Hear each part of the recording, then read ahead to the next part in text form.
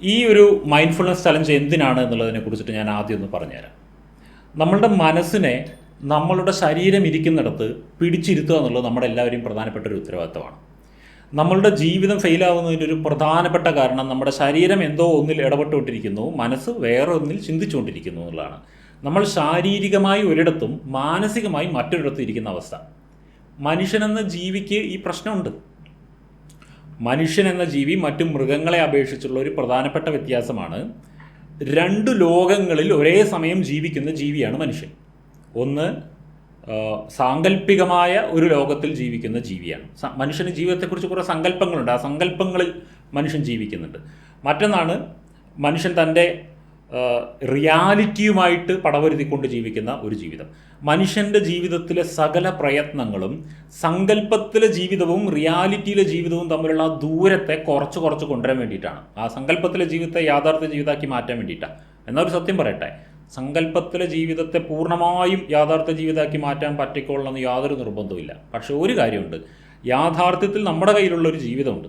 ആ ജീവിതത്തിൽ നമുക്കൊരു നല്ല മനസാന്നിധ്യം ഉണ്ടെങ്കിൽ, അതായത് നമ്മുടെ മനസ്സ് എവിടെയെങ്കിലും പോയി അലയാതെ യഥാർത്ഥത്തിൽ ജീവിതത്തിൽ എന്താണ് സംഭവിച്ചുകൊണ്ടിരിക്കുന്നത് അവിടെ മനസ്സ്, നമ്മുടെ ശരീരം ഇരിക്കുന്നിടത്ത് മനസ്സ് ഇരിക്കുന്ന രീതിയിൽ മനസ്സ് നമ്മുടെ കൂടെ കോപ്പറേറ്റ് ആയി കഴിഞ്ഞാൽ നമ്മുടെ ജീവിതത്തിൽ എന്തെങ്കിലുമൊക്കെ നമുക്ക് സങ്കല്പിച്ച പോലെയൊക്കെ ആവാൻ പറ്റും. അതിന് ഉപകരിക്കുന്ന സിമ്പിൾ പ്രാക്ടീസസാണ് മൈൻഡ്ഫുൾനെസ് ആക്ട്സ് എന്ന് പറഞ്ഞിട്ട് നമ്മളിവിടെ പ്രാക്ടീസ് ചെയ്യുന്നത്. അപ്പോൾ പ്രാക്ടീസുകൾ പലതും വളരെ സിമ്പിളാണ് കേട്ടോ, ബട്ട് ഇതിൻ്റെ റിസൾട്ട് വളരെ ഹൈ ആണ്. കഴിഞ്ഞ മൈൻഡ്ഫുൾനെസ് ചലഞ്ചിലും ഇത് ചെയ്ത ആളുകളുടെ എക്സ്പീരിയൻസുകളിൽ നിന്ന് എനിക്ക് മനസ്സിലായതാണ്. ഞാൻ പേഴ്സണലി ചെയ്തു നോക്കിയിട്ടുള്ള കാര്യമാണ്, ഒരുപാട് പേർക്ക് പ്രാക്ടീസ് കൊടുത്തിട്ടുള്ള കാര്യമാണ്. അതിനെ ബേസ് ചെയ്തിട്ട് ഞാനൊരു പുസ്തകം എഴുതി. ശ്രദ്ധാസൂത്രം എന്നാണ് ആ പുസ്തകത്തിൻ്റെ പേര്. ശ്രദ്ധാസൂത്രം എന്ന പുസ്തകം പ്രിൻ്റ് ചെയ്യാൻ വേണ്ടി പ്രിപ്പയർ ചെയ്ത അതിൻ്റെ PDF ഫയലാണ് നിങ്ങൾക്ക് അയച്ചു തന്നിട്ടുണ്ടാവുക. അപ്പോൾ ആ PDF ഫയലിലെ ഇൻട്രൊഡക്ഷൻ സൈഡ് കംപ്ലീറ്റ് നിങ്ങളൊന്ന് വായിച്ചിട്ടുണ്ടാവും എന്നാണ് ഞാൻ വിചാരിക്കുന്നത്. വായിച്ചിട്ടുണ്ടായിരിക്കണം. നമ്മൾ ഇന്ന് ഈ കാര്യം നിങ്ങൾക്ക് പറഞ്ഞു തന്നു കഴിഞ്ഞാൽ, ഈ ഒരു ക്ലാസ് കഴിഞ്ഞാൽ അടുത്ത ക്ലാസ്സിൻ്റെ ഇടയിലുള്ള ഗ്യാപ്പിൽ നിങ്ങളതിലെ ഒരു പ്രാക്ടീസ് ചെയ്യണം. ഇങ്ങനെയാണ് നമ്മൾ പോവുക. ഞാൻ ഒരു സെഷൻ തരും, ആ സെഷന് ശേഷം അടുത്ത സെഷൻ വരയ്ക്കും നിങ്ങളതിലെ ഒരു പ്രാക്ടീസ് ചെയ്യണം. ഇങ്ങനെ 30 പ്രാക്ടീസുകളാണ് ആ PDF ഉണ്ടാവുക. ഈ PDF യൂസ് ചെയ്യുന്നതിൽ നിങ്ങൾക്ക് ഞാനൊരു ഫ്രീഡം തരാം. നിങ്ങൾക്ക് ഇതിൽ പ്രായോഗികമല്ലാത്ത എന്തെങ്കിലും ഫീൽ ചെയ്യുന്നുണ്ടെങ്കിൽ അത് സ്കിപ്പ് ചെയ്യാം, കുഴപ്പമൊന്നുമില്ല. കുറച്ച് അപ്പുറത്തെ പ്രാക്ടീസിനെടുത്ത് കുറച്ച് ഇപ്പുറത്ത് പ്രാക്ടീസ് ചെയ്ത് വെച്ചിട്ട് കുഴപ്പമില്ല. നമ്പർ ക്രമത്തിൽ തന്നെ പോകണം എന്നൊരു നിർബന്ധമില്ല. ബട്ട് ഞാൻ ഒരു നമ്പർ ക്രമത്തിലായിരിക്കും പോകുന്നുണ്ടാവുക. അതിൽ 1, 2, 3 എന്ന് പറഞ്ഞ നമ്പർ എങ്ങനെയാണ് കൊടുത്തിട്ടുള്ള ആ ക്രമത്തിലായിരിക്കും പോകുന്നുണ്ടാവുക. അപ്പോൾ നിങ്ങൾക്ക് ഇതിൻ്റെ റെക്കോർഡ് തരുന്നത് കൊണ്ട് നിങ്ങൾക്ക് വേണമെന്നുണ്ടെങ്കിൽ ഏതെങ്കിലും ഒരു പ്രാക്ടീസ് ഇന്ന് പ്രാക്ടീസ് ചെയ്യാൻ പറ്റാത്തതാണ് തോന്നിയാൽ മാറ്റി വയ്ക്കാം, വേറൊരു ദിവസം അത് പ്രാക്ടീസ് ചെയ്യാം. അന്ന് ഞാൻ ആ ഒരു സബ്ജക്റ്റുമായി ബന്ധപ്പെട്ടിട്ടുള്ള റെക്കോർഡ് നിങ്ങൾക്ക് കിട്ടുമ്പോൾ ആ റെക്കോർഡ് കേട്ടിട്ട് അന്ന് അത് ചെയ്യാമെന്ന് മാത്രം. ആ ഒരു കോമൺ സെൻസ് നിങ്ങൾ യൂസ് ചെയ്താൽ മതി. എനിക്ക് എന്തായാലും ഓരോരുത്തരുടെയും സൗകര്യത്തിനനുസരിച്ച് ഈ എക്സ്പ്ലനേഷൻ തരാൻ പറ്റാത്തതുകൊണ്ട് ഞാൻ ആ ഓർഡറിൽ തന്നെ എക്സ്പ്ലനേഷൻ തരും എന്നുള്ളതാണ്. ഞാൻ ആദ്യം 2 കാര്യങ്ങൾ എക്സ്പ്ലെയിൻ ചെയ്തു തരാം. മൈൻഡ്ഫുൾനെസ് എന്ന് പറയുന്ന അവസ്ഥയും മൈൻഡ്ഫുൾനെസ് ആക്ട്സും തമ്മിലുള്ള വ്യത്യാസം മനസ്സിലാക്കി തരാൻ വേണ്ടിയിട്ടാണ്. What is mindfulness? മൈൻഡ്ഫുൾനെസ് എന്നുള്ളത് ഇന്ന് സൈക്കോളജി വേൾഡിൽ, സൈക്കോതെറാപ്പിയിലൊക്കെ ധാരാളം യൂസ് ചെയ്തുകൊണ്ടിരിക്കുന്ന ഒരു ടേമാണ്. ഒരു മിനിറ്റ്. ഓക്കെ, എന്താണ് മൈൻഡ്ഫുൾനെസ് എന്ന് പറഞ്ഞാൽ മനസാന്നിധ്യം എന്നാണ് ആ വാക്കിൻ്റെ ശരിയായ അർത്ഥം. മനസാന്നിധ്യം. 2 കാര്യങ്ങൾ പെർഫെക്റ്റ് ആകുമ്പോൾ മനസാന്നിധ്യം ഉണ്ടാവുകയാണ്. ഒന്ന്, പ്രസൻറ്റ് മൊമെൻറ്റിലായിരിക്കണം നമ്മുടെ മനസ്സ്. മൈൻഡ്ഫുൾനെസ്സിന് ഉള്ള കുറച്ച് ക്രൈറ്റീരിയസാണ്, വേണമെങ്കിൽ നോട്ട് ചെയ്തോളൂ. നമ്മളുടെ മനസ്സ് പ്രസൻറ്റ് മൊമെൻറ്റിലിരിക്കുന്നു എങ്കിൽ നമ്മൾ മൈൻഡ്ഫുള്ളാണ്. പ്രസൻറ്റ് മൊമെൻറ്റിലായിരിക്കും, ഈ മൊമെൻറ്റിനെ അറിഞ്ഞുകൊണ്ട് ഇരിക്കുന്ന മൊമെൻറ്റിൽ നമ്മൾ മൈൻഡ്ഫുള്ളാണ്. മറ്റൊരു കാര്യം, ഈ മൊമെൻറ്റിനെ ഞാൻ എൻജോയ് ചെയ്യുന്നുണ്ടെങ്കിൽ അത് മൈൻഡ്ഫുള്ളാണ്. ഈ മൊമെൻറ്റിലായിരിക്കണം ഞാൻ ഈ മൊമെൻറ്റിനെ എൻജോയ് ചെയ്യുന്നുണ്ടായിരിക്കണം. എൻ്റെ മനസ്സ് പൂർണ്ണമായും ഈ മൊമെൻറ്റിൽ ഞാൻ ചെയ്തുകൊണ്ടിരിക്കുന്ന കാര്യത്തിലായിരിക്കണം. ഇത് നമ്മുടെ ജീവിതത്തിൽ ഓരോ കാര്യങ്ങളിലും ഇങ്ങനെയൊന്ന് ആയിക്കഴിഞ്ഞാൽ നമ്മുടെ ജീവിതത്തിൻ്റെ ലെവൽ മാറി. നമ്മളൊരു ചായ കുടിക്കുകയാണെങ്കിൽ പോലും 100% ചായയിലായിരിക്കണം ആ മൊമെൻറ്റിൽ. ആ സമയത്ത് വേറൊരു കാര്യത്തിലേക്കും പോകാതിരിക്കണം. ഇത് പ്രാക്ടീസ് ചെയ്യുന്ന സമയത്ത് നിർബന്ധമായിട്ടും അങ്ങനെ തന്നെ പ്രാക്ടീസ് ചെയ്യണം. ഒരു മനുഷ്യൻ തൻ്റെ ജീവിതത്തിൽ ചെയ്യുന്ന, പൊതുവെ അലക്ഷ്യമായി ചെയ്യുന്ന ഒരു കൂട്ടം കാര്യങ്ങളെ ഞാൻ ഈ മൈൻഡ്ഫുൾനെസ് ചലഞ്ചിൽ ഉൾപ്പെടുത്തിയിട്ടുണ്ട്. അതുകൂടാതെ നിങ്ങൾ സ്ഥിരം ചെയ്യാത്ത ചില കാര്യങ്ങൾ ഉൾപ്പെടുത്തിയിട്ടുണ്ടാവും. അത് വേണമെന്ന് വെച്ച് ഉൾപ്പെടുത്തിയിട്ടുള്ളതാണ്. വളരെയധികം ചിന്തിച്ചിട്ടാണ് ഇതിലെ ഓരോ പ്രാക്ടീസുകളും ഞാൻ ഡിസൈൻ ചെയ്തിരിക്കുന്നത്. വളരെ സിമ്പിളായി തോന്നും, പക്ഷേ നിങ്ങളിത് മൈൻഡ്ഫുള്ളായി ചെയ്യണമെന്നുണ്ടെങ്കിൽ നല്ല പണി ഉണ്ടായിരിക്കും. അത് അതിൽ പറഞ്ഞ പോലെ തന്നെ ചെയ്യണമെന്നുണ്ടെങ്കിൽ നല്ല പണി ഉണ്ടായിരിക്കും. അതിനിടയിൽ നമ്മളൊരു 5 സെഷനെങ്കിലും കഴിഞ്ഞതിന് ശേഷം നിങ്ങളുടെ എക്സ്പീരിയൻസുകളും ഇതുമായി തട്ടിച്ചുകൊണ്ട് ലൈവ് സെഷനുകളിൽ നമ്മൾക്ക് എന്തെങ്കിലുമൊക്കെ സംസാരിക്കുക, അങ്ങോട്ടും ഇങ്ങോട്ടും സംസാരിക്കുവാനൊക്കെ ഉണ്ടെങ്കിൽ അതും കൂടെ ചെയ്യാം, നോ പ്രോബ്ലം. അപ്പോൾ ആശയക്കുഴപ്പങ്ങൾ എന്തെങ്കിലും ഉണ്ടെങ്കിൽ ക്ലിയർ ആക്കാം, അങ്ങനെയൊക്കെ ചെയ്യാം. ഓക്കെ, അപ്പോൾ ഞാൻ ഇന്ന് നിങ്ങൾക്ക് ചെയ്യാനുള്ള മൈൻഡ്ഫുൾ ആക്ടിലേക്ക് കടക്കുന്നതിന് മുൻപ് നമ്മൾ ഈ ചെയ്യാൻ പോകുന്ന 30 മൈൻഡ്ഫുൾ ആക്റ്റുകൾ കൊണ്ടും എന്താണ് ഞാൻ ഉദ്ദേശിക്കുന്നതെന്ന് പറഞ്ഞുതരാം. നിങ്ങളുടെ മനസ്സിനൊരു ട്രെയിനിങ് കൊടുക്കുകയാണ്. എന്താണ് ട്രെയിനിങ്? ശരീരം ഇരിക്കുന്നിടത്ത് മനസ്സിനെയും ഇരുത്തുവാനുള്ള ട്രെയിനിങ്. അത് എങ്ങനെയാണിത് ഈ ട്രെയിനിങ് സംഭവിക്കുന്നത് എന്നുള്ളത് ഒന്നും ചെയ്യേണ്ട, ഏൽപ്പിക്കുന്ന ഈ മൈൻഡ്ഫുൾനെസ് ആക്ട്സ് കൃത്യമായിട്ട് ചെയ്തു പോയാൽ മതി, തന്നെ നിങ്ങൾക്ക് മനസ്സിലാവും. നമ്മുടെ മനസ്സിനെ കംപ്ലീറ്റ് ആയിട്ട് നമ്മൾക്ക് കയ്യിലെടുത്ത് പെരുമാറാൻ പറ്റില്ല, അതിനെ ട്രെയിൻ ചെയ്യാൻ പറ്റില്ല. മറിച്ച് നമ്മൾക്ക് ചെയ്യാവുന്ന ചില ട്രെയിനിങ്ങുകളിലൂടെ കടന്നു പോകുമ്പോൾ നമ്മുടെ മനസ്സിങ്ങനെ ഓട്ടോമാറ്റിക്കലി നമ്മൾ വിചാരിച്ച വഴിക്ക് വരുന്നത് കാണാൻ പറ്റും. അപ്പോൾ ഒറ്റ കാര്യമാണ്, ആത്മാർത്ഥമായിട്ട് ഈ പ്രാക്ടീസുകൾ ചെയ്യണം. പ്രാക്ടീസുകൾ ചെയ്ത് അതിൻ്റെ റിപ്പോർട്ട് ഉണ്ടാക്കി വെക്കണം. എന്നിട്ട് ആ റിപ്പോർട്ട് വെച്ചിട്ട് നിങ്ങളുടെ പ്രോഗ്രസ് നിങ്ങൾ അളന്നുകൊണ്ടിരിക്കണം. ഇപ്പോൾ ഇന്നത്തെ പ്രാക്ടീസ് ഞാൻ പറഞ്ഞുതരാം. ഇന്നത്തെ പ്രാക്ടീസ് എന്ന് പറഞ്ഞാൽ ഭക്ഷണം കഴിക്കുന്നതിൻ്റെ പ്രാക്ടീസാണ്.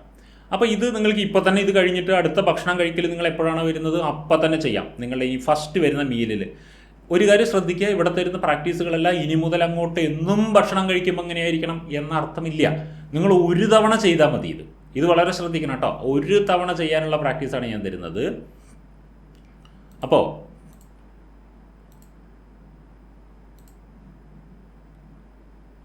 എന്താ ചെയ്യണ്ടേ? ഒരു നേരത്തെ ഭക്ഷണം, ഇപ്പോൾ ഇത് കഴിഞ്ഞിട്ട് ഇനി വരുന്ന ഒരു നേരത്തെ ഭക്ഷണത്തിൽ ഒരു ശ്രദ്ധ കൊണ്ടുവരിക. നിങ്ങൾ ഭക്ഷണത്തിൻ്റെ മുന്നിലിരിക്കുന്നു. ഫസ്റ്റ് പ്രാക്ടീസ് അതാണ്. ഭക്ഷണത്തിൽ നിന്ന് തുടങ്ങാം. നമ്മുടെ ജീവൻ്റെ ആധാരമാണല്ലോ. ഭക്ഷണത്തിന് മുന്നിലിരിക്കുമ്പോൾ നിങ്ങൾ ആദ്യം ഒരു കാര്യം ചെയ്യണേ, എല്ലാവരോടൊന്ന് പറയണം, വീട്ടിലുള്ള ആളുകളോടൊക്കെ, ഞാൻ 30 ദിവസം ഒരു മൈൻഡ്ഫുൾനെസ് ചലഞ്ചിലാണ്. ഈ ചലഞ്ചിലിരിക്കുന്ന സമയത്ത് എനിക്ക് ചില പ്രാക്ടീസുകൾ വരും. അത് സ്വാഭാവികമായി ഞാൻ ചെയ്യുന്ന പല കാര്യങ്ങളും ആയിരിക്കില്ല നിങ്ങൾ കാണുക. അതൊക്കെ എൻ്റെ ഈ പ്രാക്ടീസിൻ്റെ ഭാഗമാണ്. അപ്പോൾ എന്നെ കളിയാക്കിയോ ഡിസ്റ്റർബ് ചെയ്യുകയൊന്നും ചെയ്യരുത്, എന്നെ ഒന്ന് അനുവദിക്കണമെന്ന് നിങ്ങളുടെ വീട്ടിലുള്ളവരോടൊക്കെ ഒന്ന് പെർമിഷൻ എടുത്ത് വയ്ക്കണം. അല്ലെങ്കിൽ ഭക്ഷണം കഴിക്കുമ്പോൾ നിങ്ങൾ എന്താ ചെയ്യുന്നതെന്നൊക്കെ അവർക്കൊരു ചോദ്യം വരും. അപ്പോൾ നിങ്ങളുടെ മൈൻഡ്ഫുൾനെസ് പ്രാക്ടീസ് അവതാളത്തിലാവും. അപ്പോൾ പല പ്രാക്ടീസുകൾ ഇനി വരാനുള്ളതാണ്. അതുകൊണ്ട് നിങ്ങളിത് തുറന്ന് പറയണം എല്ലാവരോടും, ഞാൻ ഇങ്ങനെ ഒരു പ്രാക്ടീസിലാണെന്നുള്ളത്. ഇന്ന് ചെയ്യേണ്ട കാര്യം, ഭക്ഷണം കഴിക്കാനിരിക്കുകയാണ് നിങ്ങൾ.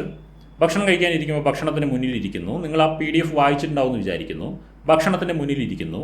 ഒന്ന് ചിന്തിക്കുകയാണ് ആദ്യം നമ്മൾ ഇരുന്നിട്ട്, ഈ ഭക്ഷണം എങ്ങനെയാണ് എൻ്റെ മുന്നിലെത്തിയത്?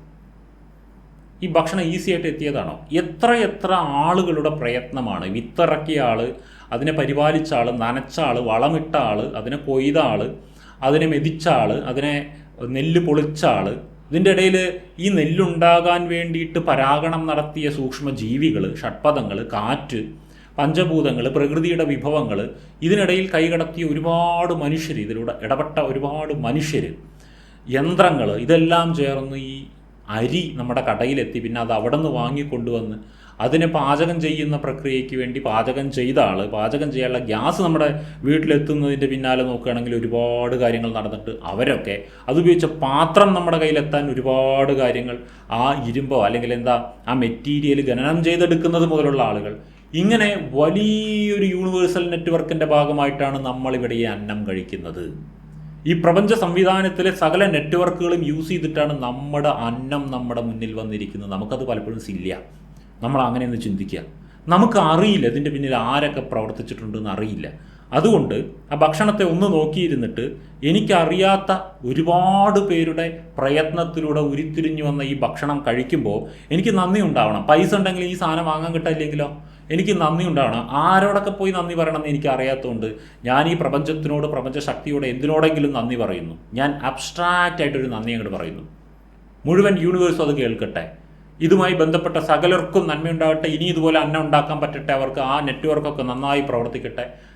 ഭക്ഷണങ്ങൾ ഉൽപ്പാദിപ്പിക്കുന്ന മേഖല എന്നുള്ള രീതിയിൽ മനസ്സിൽ ഒരു നന്ദി, നെഞ്ചിൽ കൈവച്ചുകൊണ്ട് ഒരു നന്ദി പറയുക. ആത്മാർത്ഥമായിട്ട് ആ ഫുഡിനോടൊന്ന് നന്ദി പറയുക. ഫുഡിനെ റെസ്പെക്റ്റ്ഫുള്ളി ഒന്ന് നോക്കുക. അതിനുശേഷം ഭക്ഷണത്തെ കഴിക്കാൻ തുടങ്ങുകയാണ്. ആദ്യം കണ്ണുകൊണ്ട് കഴിക്കുക, പിന്നെ മൂക്കുകൊണ്ട് കഴിക്കുക, പിന്നെ വായ കൊണ്ട് കഴിക്കുക എന്നാണ് ഞാൻ പറയുക. ആദ്യം ഒന്ന് നിരീക്ഷിക്കുക ഭക്ഷണത്തെ. നിങ്ങൾക്ക് ആ ഭക്ഷണത്തിൽ എന്തെല്ലാം വിഭവങ്ങൾ കാണാൻ കഴിയുന്നുണ്ട്, എന്തൊക്കെ പച്ചക്കറി കാണാൻ പറ്റുന്നുണ്ട്, എന്തൊക്കെ കളറുകൾ കാണാൻ പറ്റുന്നുണ്ട്. അങ്ങനെ ഭക്ഷണത്തിൻ്റെ ഷേപ്പുകൾ, ഭക്ഷണത്തിൻ്റെ നിറങ്ങൾ, അങ്ങനെ പലതിലേക്കും നല്ലപോലെ ഒന്ന് ശ്രദ്ധിക്കാം. ഒന്നാമത്തെ കാര്യം അതാണ്. രണ്ടാമത്തെ കാര്യം, ഭക്ഷണത്തിൻ്റെ അടുത്തേക്ക് ഭക്ഷണത്തിലെ ഓരോ വിഭവങ്ങളുടെയും മണം അതെങ്ങനെയുണ്ട് എന്നുള്ളത് സ്പെഷ്യലായിട്ട് ഓരോരോന്നായിട്ടൊന്ന് സ്മെല്ല് ചെയ്യുക. നമ്മുടെ മനസ്സിനെ അവിടേക്ക് ഇങ്ങോട്ട് കൊണ്ടുവരാൻ വേണ്ടിയിട്ടാണ് കേട്ടോ, മനസ്സിനെ ഫുഡിലേക്ക് കൊണ്ടുവരാൻ വേണ്ടിയിട്ടാണ്. ഇത്രയും ചെയ്ത ശേഷം ഭക്ഷണ പദാർത്ഥത്തിലെ ഓരോ പദാർത്ഥങ്ങളായിട്ട് ഒരല്പം എടുത്തിട്ട് നല്ല പോലെ വായിൽ വെച്ച് കുറച്ച് നേരം ഒന്ന് നുണഞ്ഞ് രുചിക്കുക. അതിൻ്റെ ടേസ്റ്റ് പൂർണ്ണമായിട്ട് അബ്സോർവ് ചെയ്യാം. ഇത്രയും ചെയ്തതിന് ശേഷം ഭക്ഷണത്തെ സാധാരണ കഴിക്കുന്നത് പോലെ നമ്മൾ കുഴച്ച് കഴിക്കുന്നു.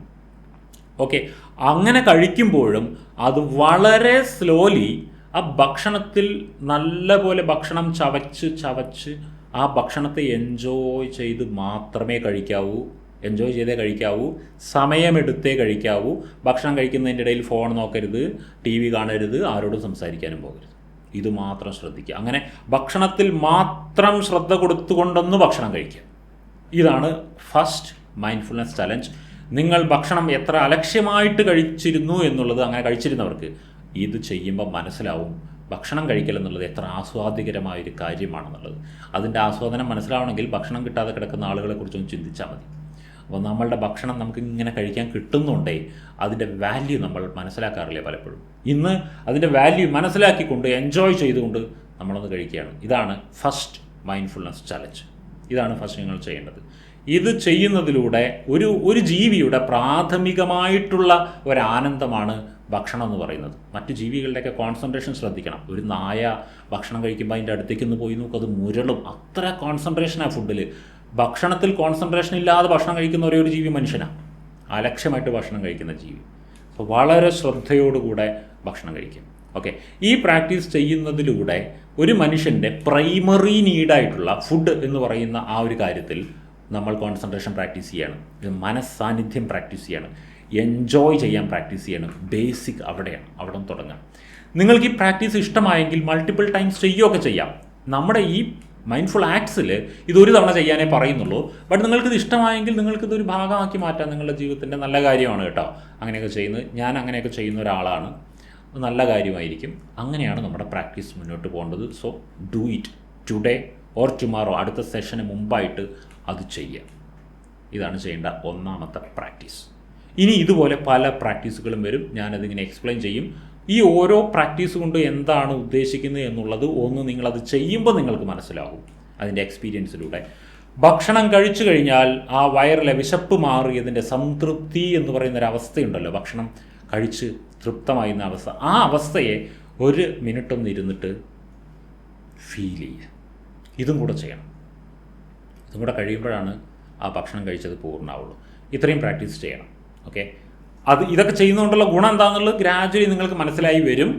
പല കാര്യങ്ങളുടെയും സീക്രട്സ് അതെങ്ങനെയാണ് എഫക്റ്റ് ചെയ്യുന്നത് എന്നുള്ളത് നമ്മൾക്ക് ലൈവ് സെഷൻസിലൂടെ, കൺവെർസേഷനിലൂടെ നമുക്ക് കൂടുതൽ ഡീറ്റെയിൽ ആയിട്ട് സംസാരിക്കുകയും ചെയ്യാം.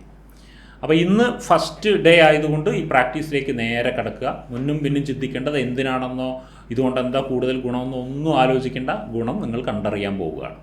ഓക്കെ, ഇതാണ് ഫസ്റ്റ് ഡേ പ്രാക്ടീസ്.